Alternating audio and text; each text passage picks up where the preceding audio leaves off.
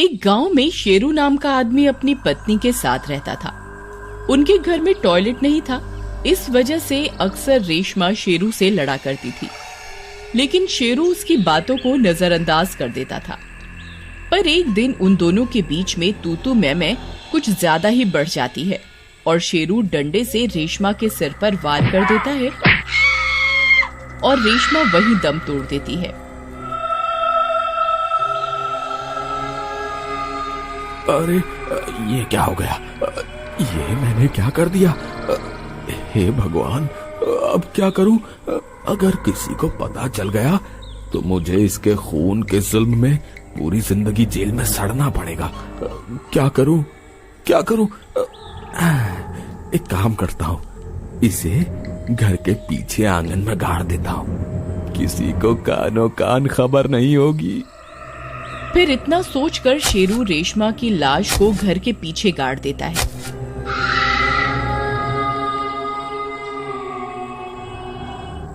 फिर कुछ दिन बीत जाने पर जब रेशमा किसी को दिखाई नहीं देती तो एक गांव वाला उससे रेशमा के बारे में पूछता है। अरे शेरू भाई, भाभी कहीं दिखाई नहीं दे रही आजकल, क्या बात है? क्या बताऊं भाई, वो मुझसे रोज लड़ लड़ कर परेशान हो गई थी। उसने मुझे तलाक दे दिया है और मुझे छोड़कर अपने मायके चली गई है। भाई ये तो बहुत बुरी खबर है भाई। है, चलो तुम उदास मत हो।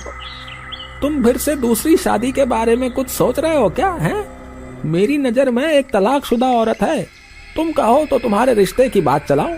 हाँ भाई, हाँ क्यों नहीं भाई, जरूर। फिर कुछ ही दिनों में शेरू की शादी सीमा नाम की लड़की से हो जाती है। फिर शादी की पहली रात। अजी सुनिए, टॉयलेट कहाँ है? मुझे इस्तेमाल करना है।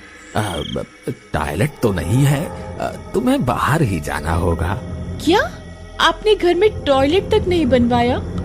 देखिए जी, मुझे घर से बाहर खुले में जाने की आदत नहीं है। आप कल ही घर में टॉयलेट बनवाइए, नहीं तो मैं अपने मायके चली जाऊंगी। इतना बोलकर सीमा सो जाती है। अरे यार, ये तो छोड़कर जाने की धमकी दे रही है, अब क्या करूं? कहीं मैं फिर से अकेला ना पड़ जाऊं। एक काम करता हूं, कल टॉयलेट बनवा ही देता हूं, नहीं तो ये भी रेशमा की तरह रोज रोज चिक चिक करती रहेगी। अगला दिन होने पर शेरू टॉयलेट बनवाने का काम शुरू करवा देता है और 2 दिनों में टॉयलेट बनकर तैयार हो जाता है। टॉयलेट को तैयार देखकर सीमा की खुशी का ठिकाना नहीं रहता। फिर रात होने पर शेरू शौक में नहाने के लिए टॉयलेट जाता है और अपनी मस्ती में नहाने लगता है। तभी टॉयलेट सीट से एक औरत का हाथ बाहर निकलता है।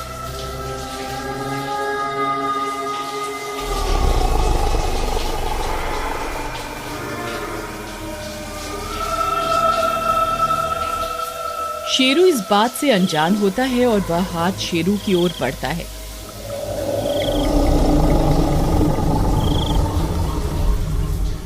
तभी सीमा शेरू को आवाज लगाती है। अजी सुनते हो, इतनी रात गए आपको नहाने का क्या शौक चढ़ गया जी? सीमा की आवाज सुनकर वह हाथ वापस अंदर चला जाता है।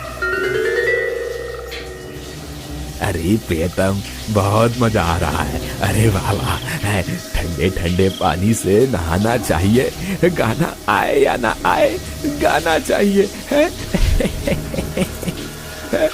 गाना आए या ना आए, गाना चाहिए। तभी वह हाथ फिर से टॉयलेट सीट से निकलता है और पीछे से शेरू की गर्दन को पकड़ लेता है। अरे कौन है? अरे कौन है? अरे कौन है भाई? मुझे जान से मारना चाहते हो क्या? अरे छोड़, मुझे छोड़। अरे छोड़ कब? अरे मेरी गर्दन छोड़। फिर किसी तरह शेरू उस हाथ से अपनी गर्दन छुड़वा कर पीछे हट जाता है। उस कटे हुए हाथ को देखकर उसकी हालत खराब हो जाती है। उस कटे हुए हाथ में लाल रंग की चूड़ियों को देखकर शेरू समझ जाता है कि ये कोई और नहीं, रेशमा ही है। अरे मर गया रे, ये कैसे हो सकता है? ये कमबख्त वापस कैसे आ गई? अरे मर गया रे। अरे सीमा बचाओ, अरे कोई है, अरे बचाओ रे, अरे मर गया रे, हाय रे। तभी वह कटा हाथ फिर से शेरू पर हमला कर देता है और इस बार उसकी गर्दन पकड़कर उसे टॉयलेट सीट के अंदर घसीट कर ले जाता है। अरे ये मैं कहाँ फंस गया? हे भगवान मेरी रक्षा करो।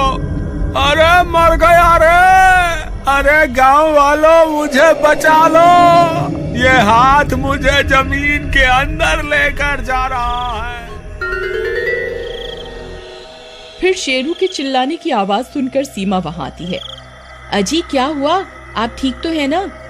अजी सुनिए, जवाब दीजिए ना, आप ठीक तो है ना जी? सीमा के बहुत देर तक पुकारने के बाद भी टॉयलेट के अंदर से कोई जवाब नहीं आता। फिर वह टॉयलेट के अंदर जाने की कोशिश करती है, लेकिन टॉयलेट का दरवाजा अंदर से बंद होता है। अब क्या करूं, ये तो अंदर से बंद है, मुझे मदद लानी होगी। फिर भागकर वह पड़ोस के घर में जाती है। श्याम भैया कहाँ हैं आप? जल्दी बाहर आइए। क्या हुआ सीमा बहन? फिर सीमा श्याम को पूरी बात बताती है और फिर श्याम कुछ गांव वालों को अपने साथ लेकर शेरू के घर पहुंच जाता है। शेरू भाई, आप ठीक तो हैं? दरवाजा खोलिए। शेरू भैया, क्या आप मुझे सुन सकते हैं? सभी गांव वाले बहुत देर तक शेरू को पुकारते हैं, लेकिन अंदर से कोई आवाज नहीं आती। श्याम भाई, मुझे लगता है हमें ये दरवाजा तोड़ना पड़ेगा, कहीं देर ना हो जाए। फिर सभी गांव वाले मिलकर टॉयलेट का दरवाजा तोड़ना शुरू करते हैं और कुछ ही देर में टॉयलेट का दरवाजा टूट जाता है और वे लोग अंदर घुस जाते हैं, लेकिन उन्हें वहां शेरू का कोई नामो निशान नहीं मिलता। अरे यहाँ तो कोई भी नहीं है। सीमा बहन, तुम्हें पक्का विश्वास है कि शेरू भाई टॉयलेट के अंदर ही मौजूद थे? हाँ श्याम भैया, ये कुछ देर पहले ही जोर जोर से गाना गा रहे थे और फिर अचानक से इनकी आवाज बंद हो गई।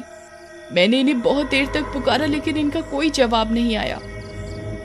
श्याम भाई, मुझे भी लगता है कि शेरू भाई टॉयलेट के अंदर ही थे, तभी तो टॉयलेट का दरवाजा अंदर से बंद था और यहाँ कोई इतना बड़ा रोशनदान भी नहीं है जिससे वो बाहर निकल सके। तो फिर आखिरकार शेरू भाई गए तो गए कहाँ? तभी उनकी नजर टॉयलेट सीट पर पड़ी टूटी हुई चूड़ियों पर जाती है। सीमा भाभी, ये टूटी हुई चूड़ियाँ आपकी हैं? नहीं, मेरी एक भी चूड़ी अभी तक नहीं टूटी है, ये मेरी नहीं है। अगर ये आपकी नहीं है तो फिर ये किसकी चूड़ियाँ हैं? आखिरकार ये चूड़ियाँ यहाँ आई कैसे? फिर गांव वाले टॉयलेट सीट के अंदर झांक कर देखने लगते हैं। अरे भाई, कहीं शौक में शेरू भाई इस टॉयलेट सीट के अंदर तो नहीं चले गए हैं? मुझे पक्का विश्वास है शेरू भाई ये देखने गए होंगे कि कमबख्त अंग्रेजी टॉयलेट सीट काम कैसे करती है। फिर कुछ देर इधर उधर देखने पर उनके हाथ कुछ नहीं लगता, तो सब लोग हैरान परेशान होकर वहां से चले जाते हैं और फिर 2 दिनों के बाद टॉयलेट से बहुत तेज बदबू आने लगती है। इस वजह से सभी गांव वाले फिर से टॉयलेट के पास इकट्ठा हो जाते हैं और फैसला करते हैं कि टॉयलेट को तोड़कर यहाँ खुदाई की जाए, और इतना सोचकर वे लोग खुदाई करना शुरू कर देते हैं। कुछ देर खुदाई करने पर उन्हें एक हाथ दिखाई देता है। उसने वही लाल रंग की चूड़ियां पहनी होती हैं। वो लाल चूड़ियों को देखकर लोगों को कुछ समझ में आने लगता है। फिर कुछ और खुदाई करने पर उन्हें रेशमा की लाश दिखाई देती है। उस लाश को देखकर सब चौंक जाते हैं। अरे भाई, ई का है? ई तो रेशमा की लाश है। ये यहाँ कैसे आई? ससुरा शेरू तो बोल रहा था कि ये रेशमा उसे छोड़कर मायके चली गई है। दाल में जरूर कुछ काला है। फिर थोड़ी देर और खुदाई करने पर उन्हें शेरू की लाश भी मिल जाती है। उसकी लाश को देखकर सब समझ जाते हैं कि रेशमा की आत्मा ने ही शेरू को जमीन के अंदर घसीटा है। देखो भाइयों, रेशमा के हाथ में भी वही चूड़ियां हैं जिसके टुकड़े हमें टॉयलेट सीट के ऊपर मिले थे। इस शेरू ने ही उस बेचारी रेशमा का खून किया था और यहाँ घर के पीछे गाड़ दिया ताकि किसी को इसकी कानों कान खबर न लग सके। और इस तरह रेशमा का बदला पूरा हो जाता है और उसकी आत्मा को शांति मिल जाती है।